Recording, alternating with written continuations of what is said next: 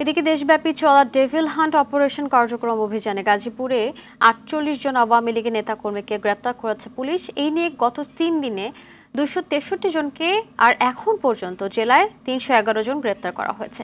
গেল ২৪ ঘন্টা ঢাকা ও সাভারে বিভিন্ন স্থানে অভিযান চালিয়ে আওয়ামী লীগ ও অঙ্গ সংগঠনের ১৩ জনকে গ্রেপ্তার করেছে সাভার মডেল থানা পুলিশ।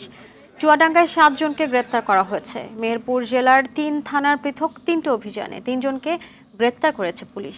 তাদের মধ্যে ২ জন আওয়ামী লীগ কর্মী। চাঁদপুর ডাকাতির প্রস্তুতি নেয়ার সময় সরঞ্জাম সহ ৫ ডাকাত সদস্যকে আটক করেছে যৌথ বাহিনী। বরিশালে একজনকে আটক করা হয়েছে। গত রাতে আমরা অ্যারেস্ট করেছি আরো ২১ জন। টোটাল তাহলে গত ২ দিনে আমাদের এখানে ৬১ জন গ্রেফতার হয়েছে। বিভিন্ন অপারেশন ডেভিল হান্টের আমাদের যে লক্ষ্য উদ্দেশ্য, সেই লক্ষ্য উদ্দেশ্যের ভিত্তিতে এই ৬১ জন গ্রেফতার হয়েছেন। গত ২৪ ঘন্টায় ১৩ জনকে গ্রেফতার করেছি। তারা আওয়ামী লীগের এবং ছাত্রলীগের, যুবলীগের সহ বিভিন্ন পদে রয়েছিল। তাদের বিরুদ্ধে বিভিন্ন রকমের বৈষম্য বিরোধী মামলা রয়েছে। হোয়াটসঅ্যাপে, মেসেঞ্জারে একটা অস্থিতিশীল পরিবেশ তৈরি করার চেষ্টা করছিল, বিভিন্ন জায়গায় চাঁদাবাজি করার চেষ্টা করছিল এবং তাদেরকে আমরা গ্রেফতার করতে সক্ষম হয়েছি এবং অতি শীঘ্রই অন্যরাও আইনের আওতায় আসবে। দর্শক, ডেভিল হান্ট অপারেশন কার্যক্রমের বিষয়ে জানাতে সাভার থেকে সরাসরি যুক্ত হচ্ছে সহকর্মী Ziaur Rahman. Zia, devil hunt operation কার্যক্রম অভিযানে সাভারে কতজনকে এখন পর্যন্ত গ্রেপ্তার করা হয়েছে সে সম্পর্কে বিস্তারিত জানাবেন আমাদের।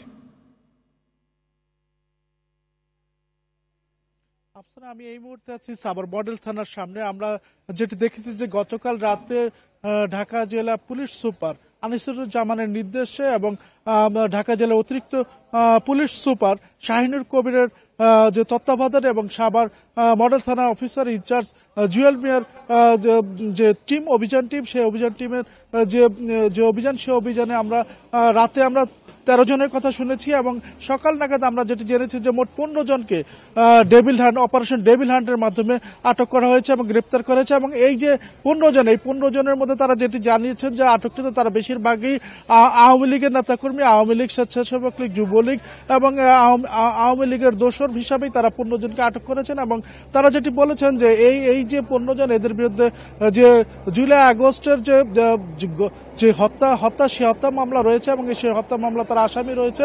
এছাড়া আমরা যেটি জেনেছি যে এখানে ঢাকা জেলার সাভার উপজেলার যে চেয়ারম্যান মঞ্জুর আলম রাজীব, উনার মামা কুটি মোল্লা, উনাকেও এই মামলায় এই গতকাল রাতের যে অপারেশন, সে অপারেশন আটক করা হয়েছে। তো আমরা যেটি দেখছি সাভার মডেল থানা রয়েছে এবং মডেল থানায় কিছুক্ষণের মধ্যে হয়তো এই যে আটককৃত আসামি, এদেরকে ঢাকায় প্রেরণ করা হবে এবং পরবর্তীতে আমরা জানতে পারবো যে এই যে আসামিদের তাদেরকে কি পরিমাণ যে পরবর্তীতে ব্যবস্থা নিবে।